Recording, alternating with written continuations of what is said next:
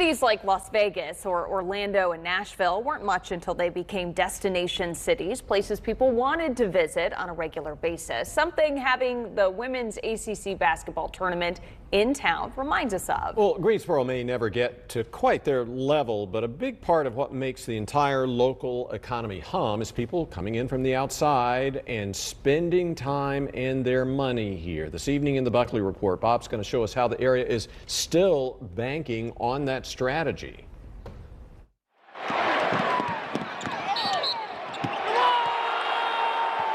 The only thing that may be more competitive than what you see on the court in an ACC championship is what it takes to get the event to your city. Tournament Town is alive and well. We are excited about what's coming up. And Greensboro recently announced that it will host 17 different ACC championships over the next 5 years. Is it fair to say that this is, again, and still Tournament Town? Absolutely. And it goes beyond the ACC. While the ACC has certainly helped us gain that recognition of Tournament Town, you know, we're in conversations with USA Swimming for future events here in Greensboro, major events that have national television coverage.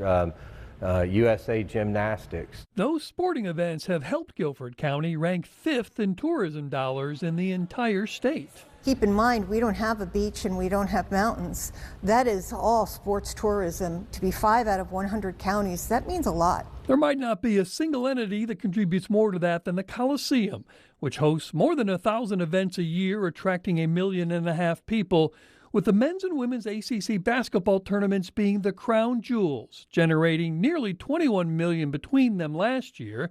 And even the ACC swimming and diving championships generate more than $4 million.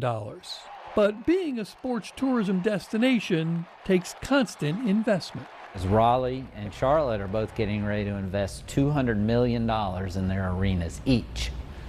And Greensboro Coliseum, you know, is the oldest of the bunch, and we will need to invest significant dollars in the future to keep up with our competitors. There's a bit of an arms race going on here with facilities. There is. Can we keep up? One thing that Charlotte and Raleigh have that we don't is the prepared food and beverage tax. I think it shows that we should be having the tourists come in, help us pay for some of these facilities, which is exactly what Raleigh and Charlotte are doing.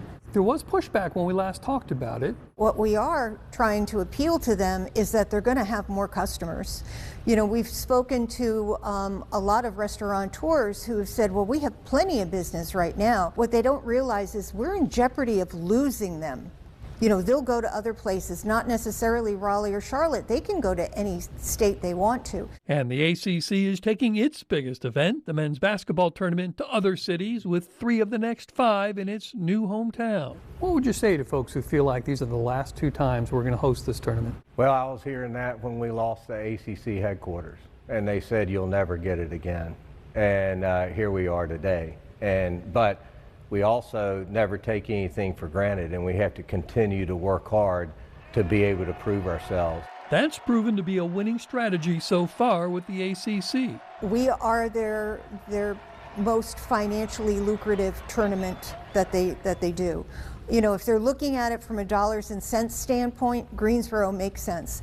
If they're looking at it from a fan experience, an athlete experience, a coach experience, still points to Greensboro. We run a lot on priding ourselves that we deliver on what we say. Bob Buckley, Fox 8 News. It's not just the Coliseum where the city's spending money to stay competitive. The city's spending $855,000 to put new lights around and more turf on the fields at Bryan Park, which also brings in thousands of athletes and others each year.